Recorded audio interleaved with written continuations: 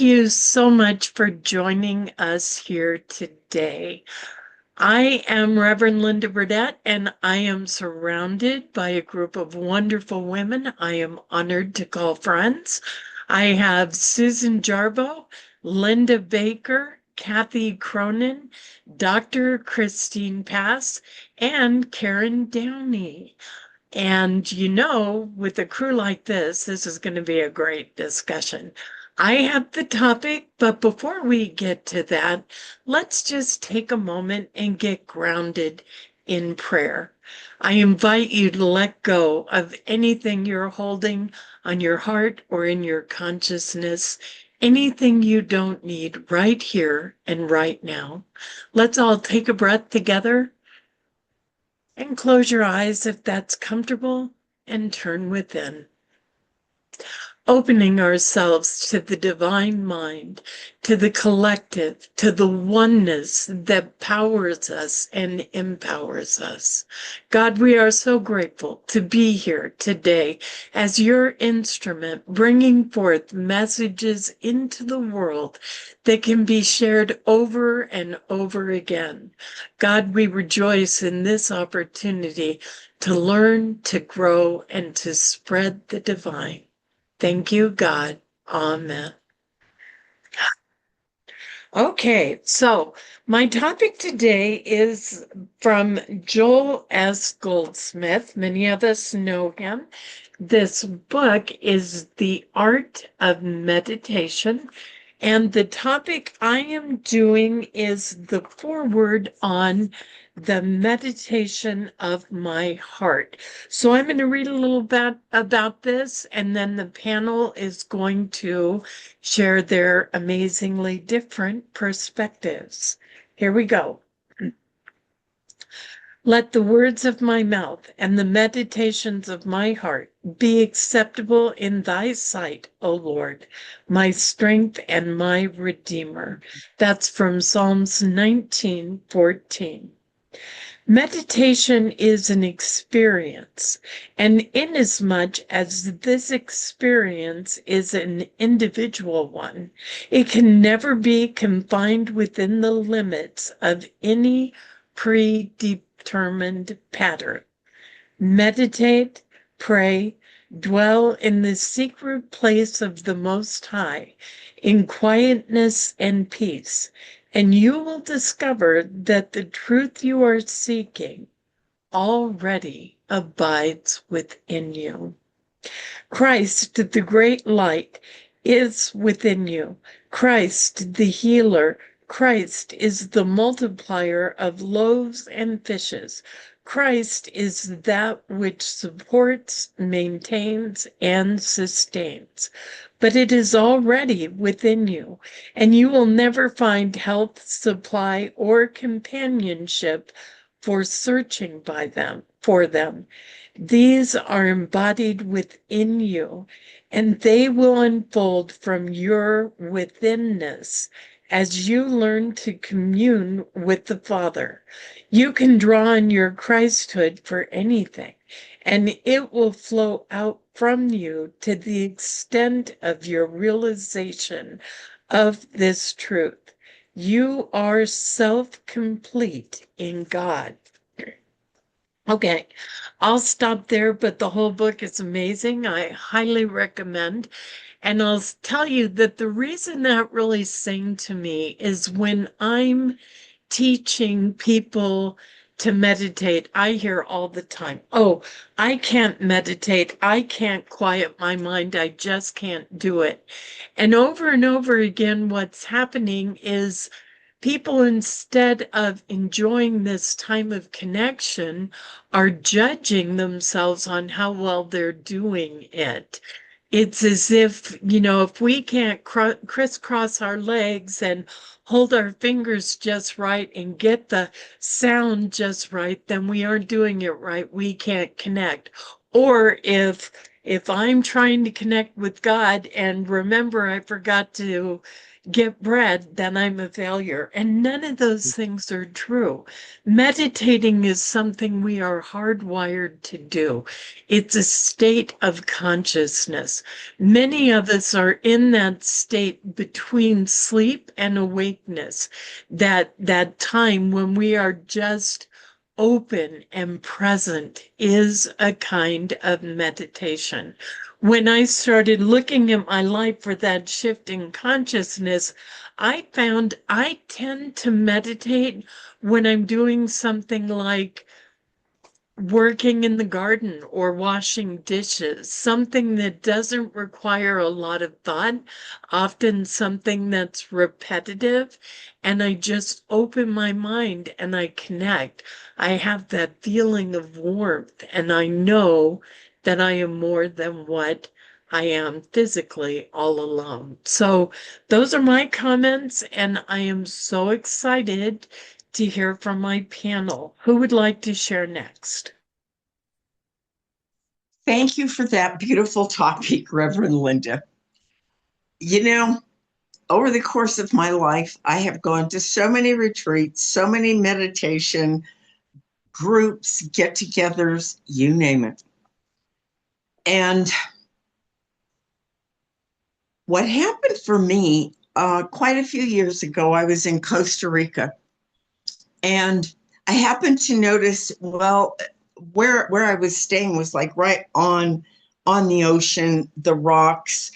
The water was, I don't know, 30 steps away. But this one day I happened to notice this thing sticking up out of the sand. And so I walked over to check it out and dug this out, the sand around it, and sand kept filling in. The water go out, the water come in. I kept digging. It's like, I believe this is a seashell. And I kept digging. It took me probably 2 hours, maybe even more, to pull out this conch that was huge. And I have reflected back on that many times and was reminded I was not thinking of anything else but the water coming in, digging in the sand, watching the top of that conch become revealed to me.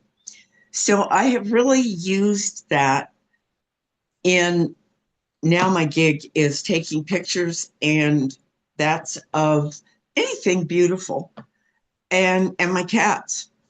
And I know many times I've apologized. Oh my God, I'm posting another cat video or pictures.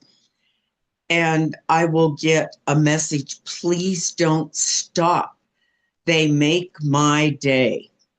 And actually, they make my day too. Because just in watching the love that these two shared spreads to me, and it's just that moment of peace, stillness, connection to the divine, just an overwhelming sense of love. So I don't judge myself anymore on how I'm doing it or not doing it.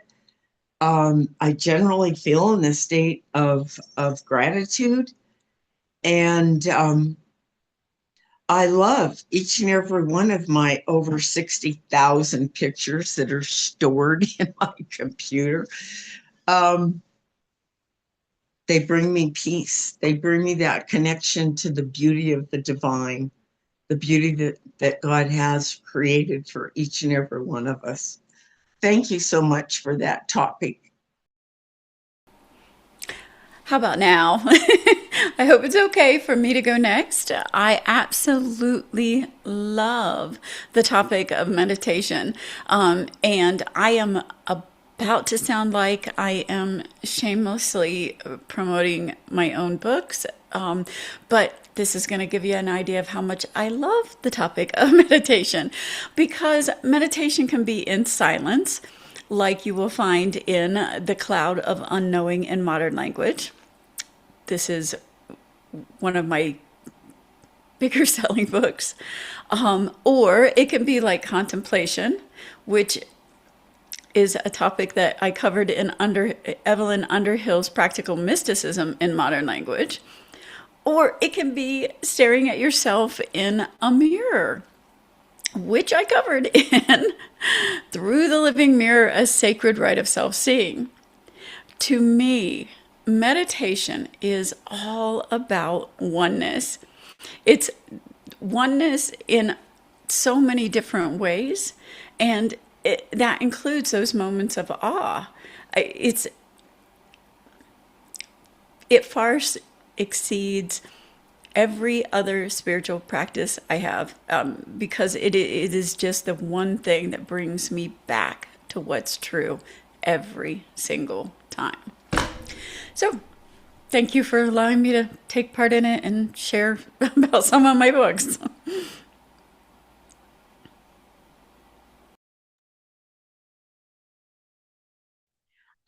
I'll share next. I love this topic of meditation, because for me, similar to what you shared, Reverend Linda, about people criticizing themselves on meditation, I always had judgment about that. I really could not meditate well. A lot of the times I start to meditate and I fall off to sleep. And so it was sort of like, well, I'm not really getting anything out of my meditation because I'm falling asleep.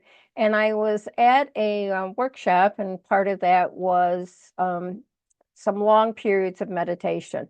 And I'm talking about sitting in meditation for an hour in that silence. And one of the person that was leading this workshop said, if you happen to fall asleep, that's okay, because that's your subconscious saying, we need to shut down the conscious mind that wanders and go deeper in.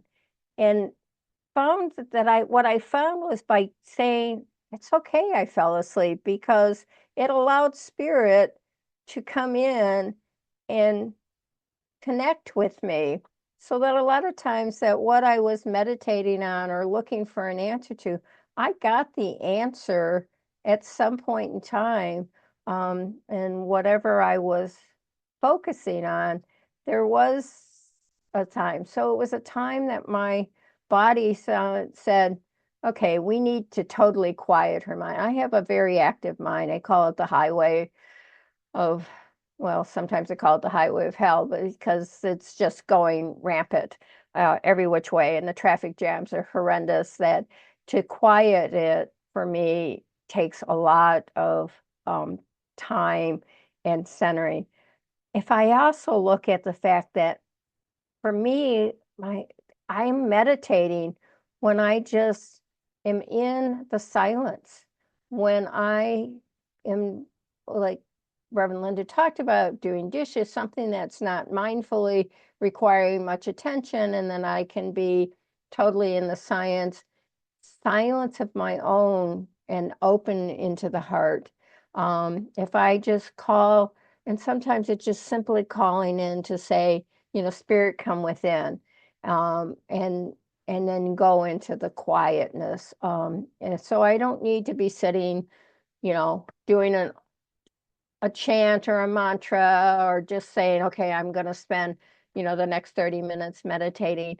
I can do that meditation when I'm walking, or when I'm just enjoying some quiet time, and just be opened, so, be still and let my heart hear. It's in that stillness, that small voice speaks to me in that stillness. And sometimes it may mean I'm falling asleep, and then I will hear, or I will see. And I have a very active dream life. So that to me sometimes is that form of where my meditation has taken me to a place of answers. So whatever works for other people, there's always some place that we can find that quiet moment and open ourselves to what divine is reaching to tell us. So thank you for bringing this topic up. It's so great to hear different points of view on meditation. Thank you for bringing up the subject of meditation. I've got to admit it to you. I grew up in an environment of not having any meditation. But I don't think that I eliminated it from my life because it wasn't there. It just came in another form. I agree. And this takes me to what Karen had to say. I agree with what she says about the effects of pictures and looking at them and them taking you into that place of meditation. And I was thinking about what she said, and I realized that yeah, it is a meditation when I can connect with nature, when I'm just sitting out with the birds or any little ground critters whatsoever. And there's always a message there. They're communicating the world through the animals, through the plants, through the trees. They're communicating, and I can go into a silence and just listen to what they have to say. And to me, that's my meditation. I know that's different, but that's that's uh, that's my life. That's my meditation. Thank you for the subject. I like being able to open up and share that with you. Thanks. I also like this subject, and I am a fan of Joel Goldsmith, um, a 20th century mystic. And I really liked a word you used, Christhood. Uh, I had never really thought about that concept before, but to think of like sisterhood, brotherhood, Christhood, to me, that's a wonderful, wonderful thought. There are, as you can see revealed in this panel, many forms of meditation or contemplation. Some people use the words interchangeably, but I won't go down that rabbit hole today. I first became acquainted with meditation through reading The Cloud of Unknowing, the original Cloud of Unknowing, and I was captivated by the thoughts therein. I then became exposed to Contemplative Outreach Limited, and that is a practice of meditation or contemplation where for 20 minutes in the morning and 20 minutes in the evening, you sit in silence without distractions, and essentially you're saying, "Here I am, God." So you don't have any specific thoughts of your own. What is really interesting, and what we heard earlier, is, and I've done some training for people on this, and people will say things like, "I can't quiet my mind. This won't work for me. I can't sit still that long," and so on. And all of those are very normal reactions. I was interested in the reaction to sleep and falling asleep. The father of contemplative prayer, Father Thomas Keating, said, "If you fall asleep, that's great. What could be better than falling asleep in the arms of God?" And that was his his idea about how to manage sleep.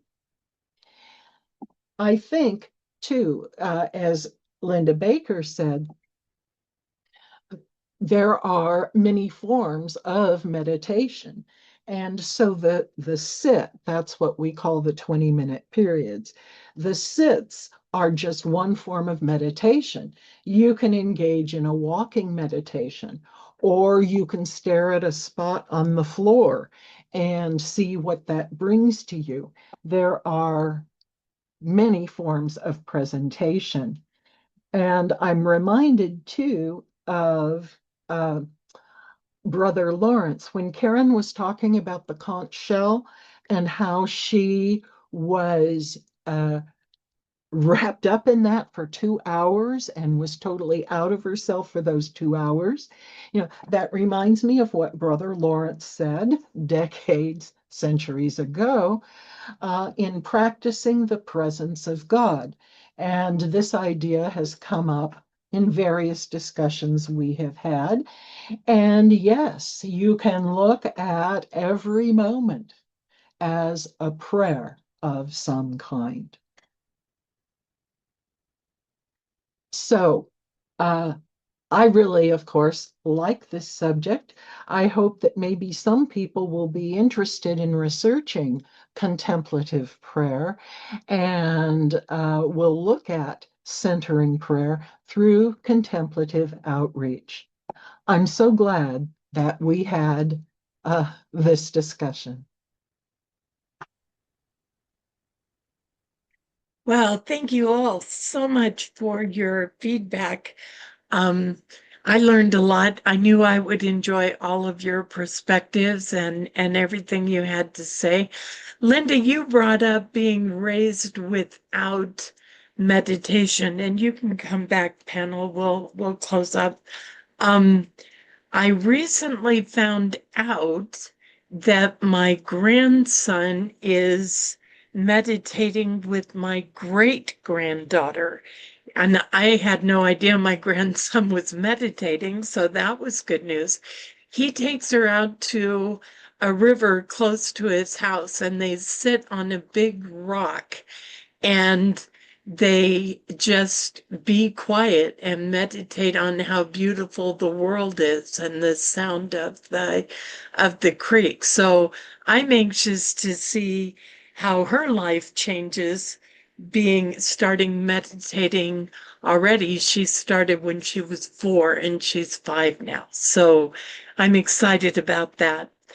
My panel is back, and I want to thank you all for just being you and being in my life and volunteering your time, your talent, your amazing selves to the video ministry. And I would like to reach out to you, our viewing audience, and invite you to come on in, get to know these wonderful ladies, and be a part of our metaphysical panel discussions. You don't need any kind of training and you don't need any particular background. As you may have gathered, we have different beliefs, different followings, different churches, and yet it's all the same God. And we get to come together and learn and share. And we would love to have you be with us. At the end of this video, there's a little cartoon that tells you how to get a hold of Unity Church of El Cajon, our sponsor. And you can reach out to us with topics you'd like us to talk about if you want to be a part of the panel or you just want to reach out to us. We'd love to hear from you. If you aren't already a subscriber, please subscribe. And if you want to be notified when we post our videos, hit that little bell on YouTube and you'll get a message every time we post. Thank you for being with us. Goodbye. Thank you for joining us, and let's stay connected and grow in spirit. We are on Facebook. Search for Unity Church of El Cajon and follow us and like our posts.